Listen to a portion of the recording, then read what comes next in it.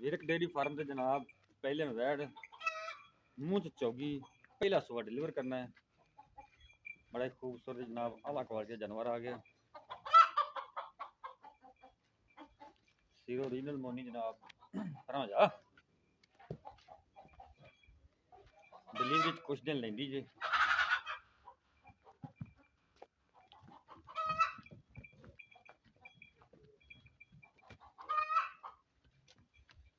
माशाल्लाह जी खब्बे जी डावाना